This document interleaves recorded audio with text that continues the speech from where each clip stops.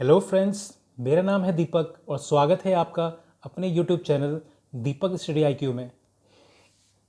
Friends, हमारा ये topic simple interest चल रहा है। इस सिंपल इंटरेस्ट की ये 4th वीडियो है। इस वीडियो में हम डिस्कस करेंगे टॉपिक साधारण ब्याज की। साधारण ब्याज में भी जो टाइप चल रही है उसमें मैं 3 या 4 क्वेश्चन इस टाइप में कराऊंगा। इसमें होता क्या है कि हमारा पैसा, हमने कुछ पैसा इन्वेस्ट किया है, उसका कुछ पार्ट अलग परसेंटेज पे लेंट किया, कुछ पार्ट अलग परसेंटेज पे दिया और कुछ पार्ट अलग परसेंटेज पे दिया। तो जो टोटल ब्याज का रेट है, एवरेज एनुअल रेट, वो कितना है पूरे पैसे पर, वो कैसे निकालते हैं, उस टाइप को मैं डिस्कस करूंगा। 3 से 4 क्वेश्चंस मैं लूँगा और बिल्कुल डिटेल में आपको समझाऊंगा ताकि आपकी टाइप अच्छे से कवर हो जाए। ठीक है, तो इस टाइप का क्वेश्चन भी हर एग्जाम में एक ना एक ज़रूर मिल जाता है। ठीक है, तो चलिए शुरुआत करते हैं। ये सिंपल इंटरेस्ट टॉपिक आपके हर एग्जाम के लिए बहुत इंपॉर्टेंट है, जिसमें से ये इफेक्टिव रेट का जो टॉपिक है, टाइप है सिंपल इंटरेस्ट की, ये भी ज़रूर इंपॉर्टेंट है। ठीक है, तो चलिए शुरुआत करते हैं। Question number 1, a person lent 40% of his sum of money at 15% per annum. एक आदमी अपने पैसे का 40% भाग तो 15% पे देता है, बचे कुचे का 50% ऑफ रेस्ट, बचे कुचे का 50% 10% पे देता है, और बिल्कुल जो पैसा बच गया उसको 18% पे देता है। तो पूरा पैसे पे कितनी ब्याज लगेगी? अच्छा, तो इस टाइप को आप देखो कि जब हमसे परसेंटेज की बात करें ना कि 100%, 40% इतने पे दिया है, 50% इतने पे दिया है, तो हमें करना क्या होता है, पैसे को, टोटल पैसे को ना 100 मान लेते हैं कि टोटल पैसा हमारा 100% है। ठीक है, टोटल पैसा हमारा कितना है? 100%। ठीक, और मुझे देखो, मैं इसमें करना क्या चाह रहा हूँ पहले वो समझ लेते हैं कि हमारे जो, देखो मान लो मैंने 3 हिस्सों में पैसे को इन्वेस्ट किया, तो मेरे 3 हिस्से हैं, उन तीनों हिस्सों का रेशियो क्या है, किस अनुपात में मैंने पैसे को बांटा है अलग अलग हिस्सों में, वो पता करना होता है। उससे हमारा इफेक्टिव रेट आराम से निकल जाता है। ठीक है, तो जैसे मैं बता रहा हूँ इस क्वेश्चन में हमसे परसेंटेज की बात कही कि 40%, 50%, 60%, इस तरह से बात हो रही है। तो मैंने माना कि मेरा जो टोटल पैसा है, टोटल सम मैंने 100% मान लिया, क्योंकि परसेंटेज में बात हो रही है तो 100% मान लिया, क्योंकि टोटल तो 100 ही तो होता है टोटल। तो टोटल सम मेरा 100% है। इसमें से क्या कहा जा रहा है, इसका 40% भाग, इसका 40, 100 का 40 कितना होता है? 40। 40% भाग मेरा 15% पे दिया गया है, मतलब 100 में से 40 को मैंने 15, अगर मतलब मेरे 100 रुपये टोटल होते तो उसका 40 रुपये मैंने 15% में उठाए, यही तो मतलब है। अच्छा, अब क्या कह रहा है, बचे कुचे का 50%। अच्छा, ये होता है बचा कितना, 100 में से 40 गया तो कितना बचा? 60। बचे कुचे का 50%, तो बचा 60 है, इसका 50% कितना होगा? 30।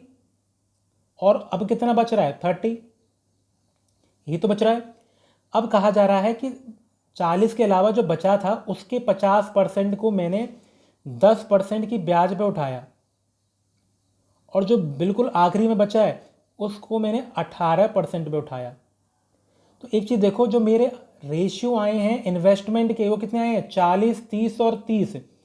ये मेरा इन्वेस्टमेंट ही तो है, इन्वेस्टमेंट का पार्ट ही तो है कि मैंने किस किस रेशियो में पैसे को इन्वेस्ट किया। तो देखो, इनको मैं ध्यान से देखो, 0 0 0 कट जाएगा तो ये कितना आएगा? 4:3:3, इस तरह से आ गया।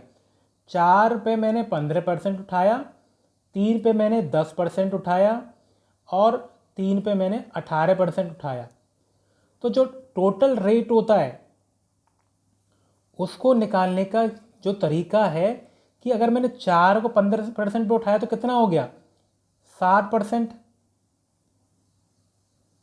3 को 10 पे उठाया तो कितना हो गया? 30%। 3 को 18 पे उठाया तो कितना हो गया?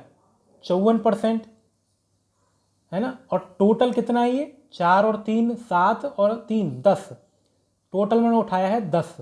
10, अगर मेरे टोटल था पैसा मेरा 10, मैंने यहाँ पे तो ऐसे तो ये 100 है, लेकिन मैंने कैलकुलेशन के लिए आसान कर लिया, रेशियो ले लिया। तो अगर मेरा टोटल पैसा 4 और 3 और 4 और 3 7 और 3 10 है, तो टोटल मेरी ब्याज इतनी बन रही है 10 पे। ठीक है, तो देखें तो कितना आएगा ये 90 144/10, 144/10 यानी कि 14.4% हमारा ओवरऑल ब्याज आ गया है। ठीक है, तो इस टाइप के क्वेश्चन को मैं एक बार और बता देता हूँ इसको, ताकि आपकी टाइप अच्छे समझ में आ जाए। हमने क्या कहा जा रहा है क्वेश्चन में, हमारा परसेंटेज में बात हो रही है कि 40% इतने पे हुआ है। ठीक है, तो इस आगे समझ में आई। अगर नहीं भी समझ में आया मैं एक बार और बता देता हूँ, ताकि ना मैं सिर्फ 3 क्वेश्चन लूँगा इस टाइप के। ठीक है, तो तीनों क्वेश्चन में मैं चाहता हूँ आपको ये अच्छे से समझ में आ जाए।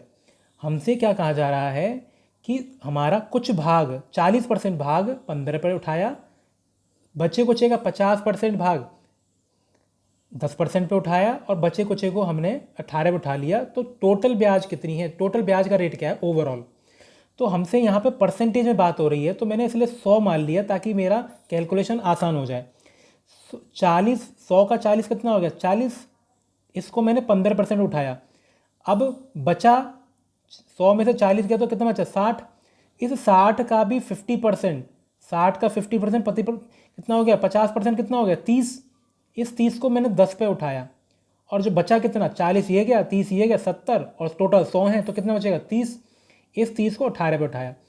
ठीक है, तो हमने हमारे जो ये पैसे का मैंने बंटवारा कर दिया ना कि किस किस रेशियो में बांटा है मैंने, कितने कितने में बांटा है मैंने, तो उनको सिंप्लीफाई करके कैलकुलेशन करके सबसे छोटे रेशियो में लिख लो। तो देखो लेना चाहूँ तो मैं 40-30 भी ले सकता हूँ, लेकिन कैलकुलेशन थोड़ी सी और छोटी करनी हो तो क्या किया, जो कॉमन आके कट सके उसको मैंने पहले काट के रेशियो को छोटा लिख लिया है। तो यहाँ पर 4 3 3 आया, तो इसको मैंने जब कैलकुलेट करूँगा तो कैसे लिखूँगा, 4 हिस्से में 15% पे उठाया तो टोटल कितना हो गया 60%। 3 हिस्से में 3 हिस्सा मेरा 10% पे उठाया, मतलब 30% टोटल ब्याज मिली। 3 हिस्से को मैंने 18% उठाया है, मतलब मेरी टोटल ब्याज कितनी हो गई है 54 हो गई है। ठीक है, तो टोटल ब्याज मेरी परसेंट इतनी हो गई है, और पैसा कितना मैंने उठाया 10, 100 नहीं, मैंने यहाँ पर तो सिर्फ 10 यूज़ कर रहा हूँ ना, तो 10 मैंने उठाया। ठीक है, तो 10 से मैं अब इनको टोटल डिवाइड करूँगा तो 144 मेरा 10 से कटेगा तो 14.4 आएगा, यानी कि मेरा option 3 is the correct answer. ठीक है, ये तो परसेंटेज की बात थी। अगर कहीं कहीं रेशियो में ये पूछता है कि मेरा इतना परसेंट रेशियो इसमें बांटा मैंने पैसा, तो उसको अलग तरह से डील करेंगे। ठीक है, तो आई होप आपको ये परसेंटेज वाली टाइप को समझ में आ गई होगी। ठीक है, नेक्स्ट देखते हैं, नेक्स्ट क्वेश्चन देखते हैं। नेक्स्ट क्वेश्चन में हमसे कहा जा रहा है कि एक आदमी ने अपनी कैपिटल, अपनी पूंजी का हाफ, आधा हिस्सा 10% पे उठाया है, 1/3 पार्ट 9% पे उठाया है, और बचा कुचा 12% पे उठाया है। तो देखो इस बात को हम लिख लेते हैं कि हमारा आधा पैसा 10% पे लगा है। ठीक है, 1/3 पार्ट लग रहा है हमारा 9% पे, और रेस्ट जो बचा कुचा है, रेस्ट पार्ट लग रहा है हमारा 12% पे। ठीक है, तो देखो इस टाइप जब हमें फ्रैक्शन में दे रखा हो ना बटे में, तो हम क्या करते हैं, जो ये अपॉन में दे रखा होता है इनका एलसीएम को हम टोटल मान लेते हैं। जब हमारा परसेंटेज दे रखा था तो हमने 100 को टोटल माना। जब हमारा फ्रैक्शन में देखा 1/2, 1/3, 1/4, तो जो ये अपॉन में जो आ रहा होता है 2 3 4 जो आता है, इनका एलसीएम लघुत्तम जो होता है उसको हम टोटल अमाउंट मान लेंगे। तो यहाँ पे कितना है अमाउंट, 2 3 4 भाग दे रख 2 और 3 दे रखा है, इनका एलसीएम कितना आएगा 6। तो एलसीएम कितना आया 6। 6 कैसे आया, एलसीएम ऑफ 2 और 3, 2 और 3 का एलसीएम कितना आएगा 6। ये हमारा टोटल है। इस टोटल का 1/2 हिस्सा, तो देखो 2 से कटेगा 3 बार तो कितना आ गया 3। देखो इसलिए मैंने एलसीएम लिया ताकि कट जाए। तो 6 में से 3 कितना है 10% पे उठ रहा है।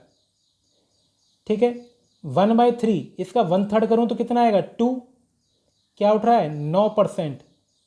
और बचा कुछ रेस्ट, एक चीज़ देखो 6 में से 3 और 2 तो उठ गए, तो बच्चा का है कितना बच रहा है 1, एक ही तो बच रहा है, 3 और 2 और 1 6 ही तो होते हैं, तो बच कितना रहा है 12%। ठीक है, तो देखो ये मेरा पैसे का बंटवारा हो गया कि रेशियो 3:2:1 में आ गया। ठीक है, और जबकि परसेंटेज में मैंने पिछले में निकाला था तो 4 3 3 करके आ रहा था, है ना। तो मैंने अगर फ्रैक्शन में दे रखा था तो एलसीएम मैंने माना टोटल को, तो टोटल से मेरे जो बटे में आ रहे थे ये सब रेशियो में बन गए हैं। अब मैं जो नेट रेट पता करूँगा कैसे करता हूँ, 3 भाग अगर 10% पे उठ रहा है तो टोटल कितना उठ गया, 30% ब्याज मिल रही है। अगर 2 भाग पे 9% ब्याज मिल रही है तो कितनी ब्याज मिल रही है, 18% ब्याज मिल रही है। टोटल ब्याज एक भाग पे अगर 12% मिल रही है तो कितनी मिल रही है, 12% मिल रही है। ठीक है, और टोटल पैसा कितना है मेरा यहाँ पे 3 2 1, मैं रेशियो को उठा लेता हूँ, ये नहीं कि 6 जरूरी नहीं होगी। ठीक है ना, टोटल कितना है 6। अब 6 से देखो, अगर 6 से मैं डिवाइड करूँ तो 6 से कितना है 5 3 2, 5 3 2, टोटल करके ऐड कर लो, ये अलग कट रहा है तो अच्छी बात है। तो ये कितना आ गया 5 3 2 यानी कि 10% हमारी टोटल ब्याज आ गई यहाँ पे। ठीक है, तो यहाँ पे फ्रैक्शन दे रखा था, तो फ्रैक्शन को मैंने, ताकि मेरी कैलकुलेशन आसान हो जाए, तो बटे में जो चल रहा था इसको ख़त्म करने के लिए एलसीएम जो लिया इनका 2 3, अगर 4 होता तो 4 3 का हिस्से को, तो उसको मैं ले लेता टोटल अमाउंट को। तो टोटल अमाउंट मेरा 6 आ गया। अगर 6 का 1/2 किया तो 10%, 6 का 1/3 किया तो 9%, 2 सॉरी, और बचा कुचा कितना, रेस्ट को 12% पे कहेंगे तो 6 में से 3 और 2 उठ गए तो बचा कितना 1 ही तो हमारा रेस्ट है, बचा कुचा। तो ये हमारा 10 9 और 12 के हिसाब से 30 18 और 12 ये रेट बने हमारे, और टोटल कितना है 6 पे तो बन रहे हैं हमारे रेट, तो इससे आ गया। तो टोटल हमारा अपॉन 6 करेंगे तो 10% हमारा टोटल आ जाएगा। ठीक है, आई होप आपको ये क्वेश्चन क्लियर हो गया होगा। एक क्वेश्चन और देख लेते हैं इस टाइप का। If a man receives on 1/4 of his capital, अगर अपनी पूंजी पे 1/4 पार्ट में 3% ब्याज मिलती है, अगर 2/3 पे 5 मिलती है और बचे कुचे पे 11 मिलती है, तो परसेंटेज ओवरऑल क्या होगी। तो एक चीज़ बताओ, यहाँ पर क्या क्या दे रखा है, 1/4, 2/3 और तीसरा क्या, तीसरा कुछ नहीं, मतलब रेस्ट दे रखा है कि बचा कुचा। तो देखो इनका एलसीएम कितना है, 4 और 3 का एलसीएम कितना है 12। तो मेरा 12 है, इस 12 को मैं टोटल अमाउंट मान लूँगा। अगर परसेंटेज दे रखी होती तो मैं 100 को टोटल मानता। ठीक है, तो 12 को मैंने एलसीएम की वजह से टोटल माना है। अब इसका 1/4 भाग, तो देखो इसका मैं 1/4 भाग करूँ तो कितना आएगा 3, इसका 2/3 करूँ तो 3 से गया ये 4 बार, और 4 से 2 में इंटू करूँ तो 8। तो देखो 12 में से 3 और 8 11 तो गए, तो बचेगा कितना 1। तो 3 भाग कर लिए मैंने, 12 के 3 भाग कर लिए, मतलब टोटल पैसा मैंने 12 माना था, 12 के 3 हिस्से कर लिए, कि पहला हिस्सा जो 3 का है उसको मैंने 3% पे उठाया, दूसरा भाग मैंने 5% पे उठाया, तीसरा भाग मैंने 11% पे उठाया। तो टोटल कितना रेट बना। तो देखो कैसे करते हैं, जितना हिस्सा है जितना रेशियो है उससे परसेंटेज में इंटू करके टोटल से डिवाइड कर देते हैं। तो कितना 3 3 या 9, 9%, 5 × 8 करूँगा तो 40, 11 × 1 करूँगा तो 11%, और टोटल कितना है हमारा 12। ठीक है, तो कितना है 11 और 9 20 और 4 60% है, और 12 भाग में हो रहा है, तो ओवरऑल भाग में कितना परसेंटेज बनेगा हमारा 5%, यानी कि ओवरऑल परसेंटेज हमारी 5 बन गई। ठीक है, तो देखो मैंने इस टाइप के 3 क्वेश्चन लिए हैं, एक परसेंटेज का था और 2 हमारा भाग में दे रखा है, इतने भाग में इतना, इतने भाग में इतना। ठीक है ना, तो आई होप आपके तीनों क्वेश्चन समझ में आ गए होंगे, नहीं तो इस वीडियो को एक बार और ज़रूर देखें। ठीक है, ताकि आपकी टाइप समझ में आ जाए। ठीक है, तो थैंक्स फॉर वॉचिंग।